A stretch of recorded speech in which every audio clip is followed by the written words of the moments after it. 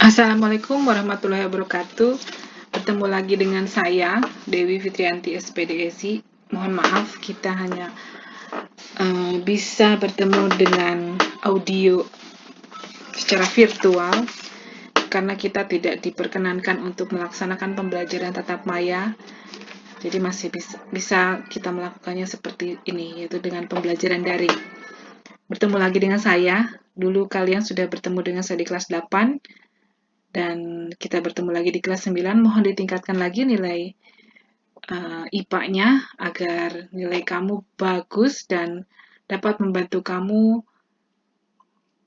melanjutkan pendidikan yang lebih tinggi ke sekolah yang kamu inginkan tentunya. Baik, hari ini kita akan mempelajari tentang sistem reproduksi manusia, ya.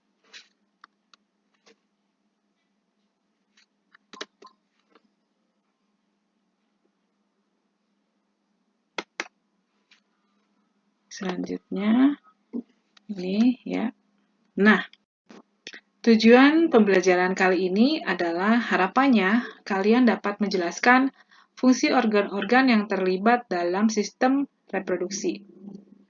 Nah, untuk hari ini. Tapi untuk yang selanjutnya, saya akan mengajak kalian bagaimana cara menganalisis fungsi-fungsi organ yang terlibat di dalam sistem reproduksi. Yaitu level atau kemampuan kamu dalam belajar itu ditingkatkan lagi.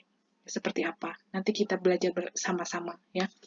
Selanjutnya, setelah kita melihat video ini tadi ya, harapannya yuk kita pikirkan sama-sama ya. Harapannya kita dapat bersyukur dan kita dilahirkan di dunia. Juga berterima kasih kepada orang tua kita, terutama ibu kita.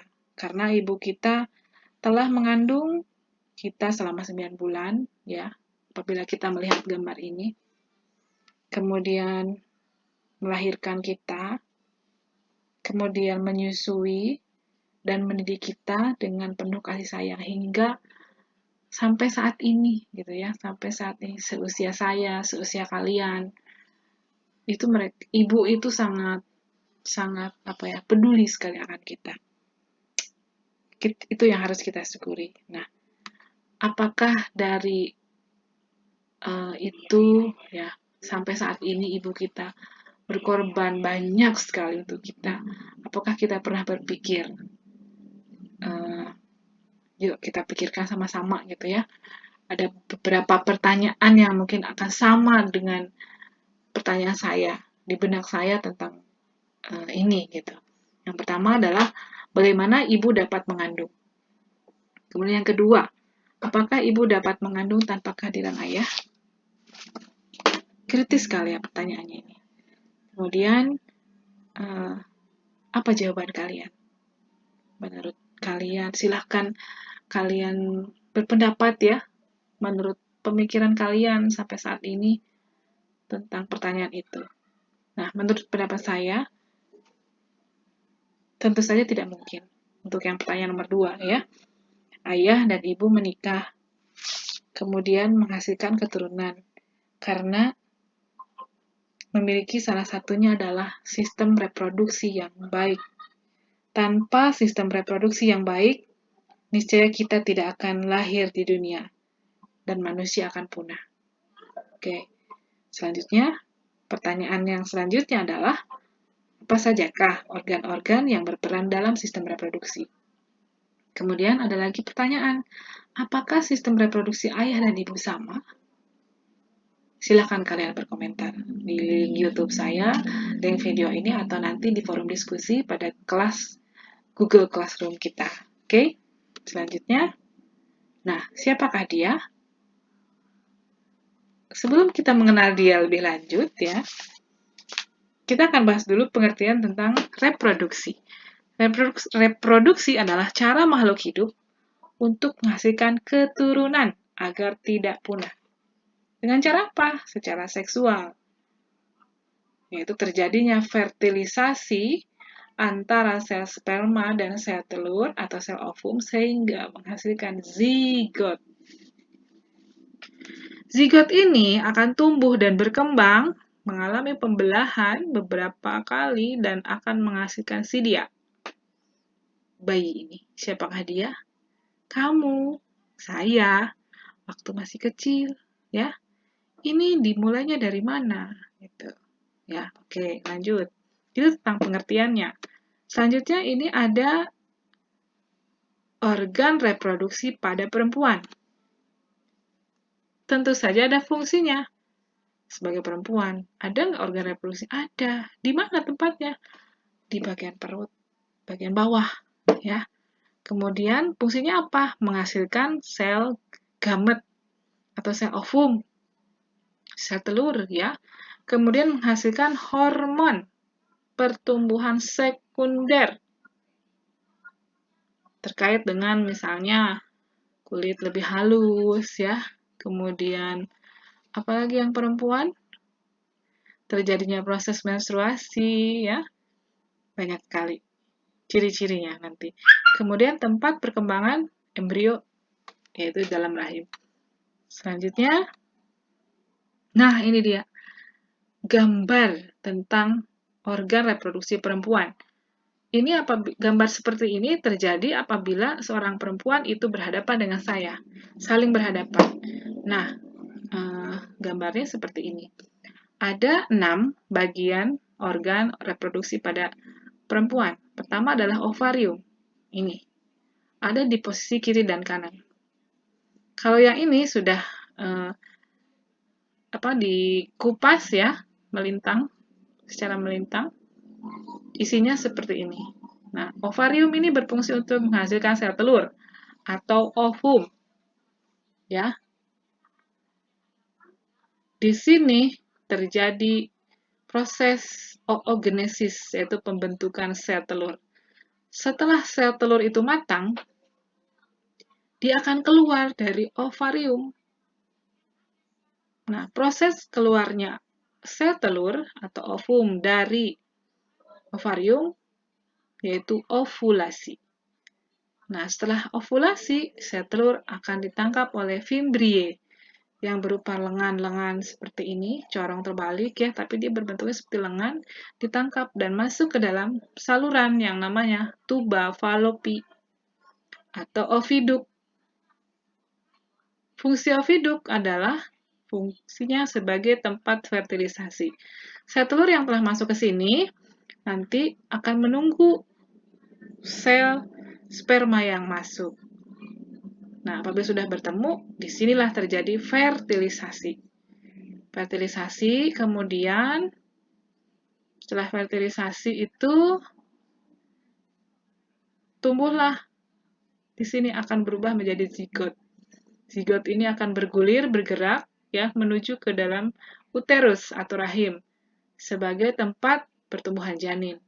Nanti akan kita bahas soal rahim ini dalam Al-Quran itu ada di mana, ya.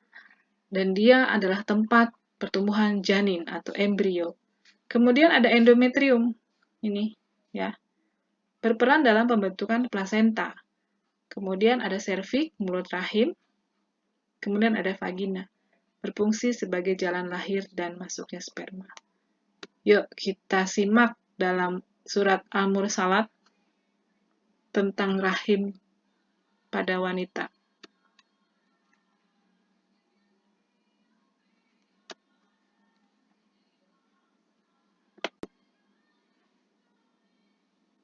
Bismillahirrahmanirrahim.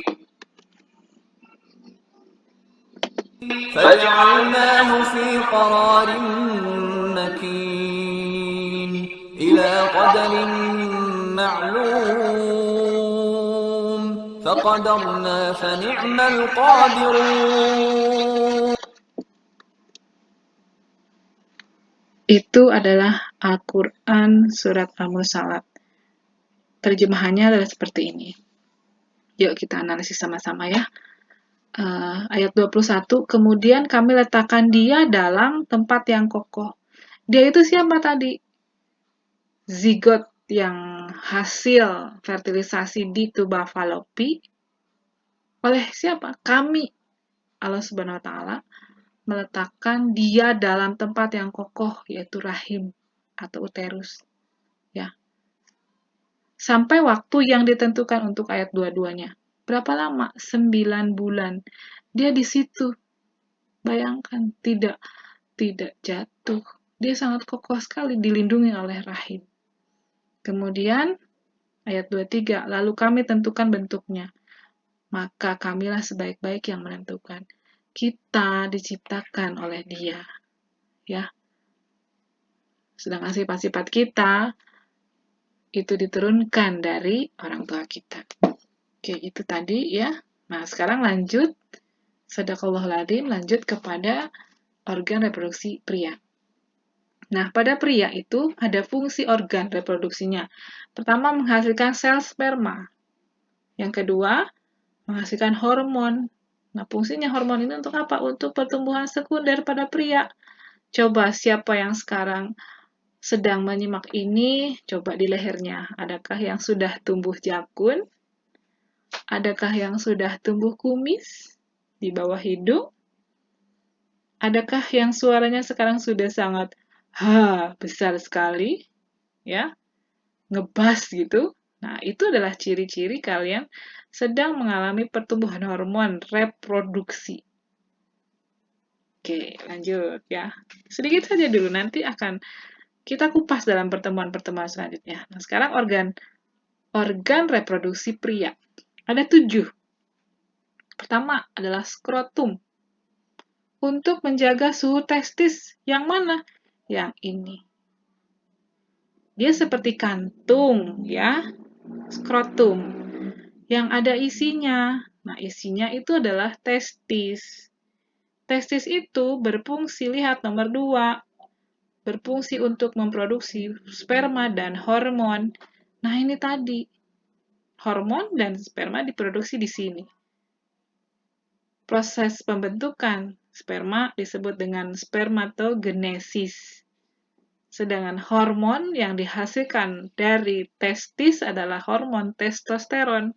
Inilah yang mengakibatkan kamu pada diri kalian yang laki-laki terjadi pertumbuhan sekunder.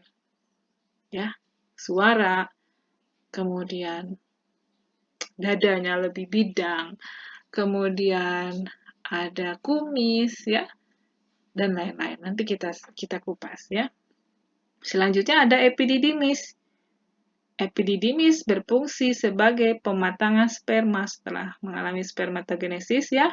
Lanjut ke vas deferens. Vas deferens itu adalah saluran, dia ke atas sebagai tempat penyimpanan sementara. Lalu ada kelenjar reproduksi yang terdiri dari vesikula seminalis, kelenjar prostat, dan koperi. Fungsinya untuk memproduksi getah atau cairan yang akan bercampur dengan sperma menjadi cairan semen. Kemudian ada uretra. Ini salurannya, uretra. Ikuti mau saya ini. Nah, ini uretra ya, membawa urin, sperma keluar dari tubuh. Kemudian ada penis untuk mengeluarkan urin dan sperma. Oke. Baik ya, itu pembuka dari saya tentang sistem reproduksi. Nanti akan kita kupas lebih mendalam di pertemuan selanjutnya, di video selanjutnya, yaitu tentang pembelahan sel secara mitosis dan meiosis yang terkait dengan sistem reproduksi pada manusia. Silahkan disimak lebih dalam, pelajari ya. Semoga video ini bermanfaat. Assalamualaikum warahmatullahi wabarakatuh.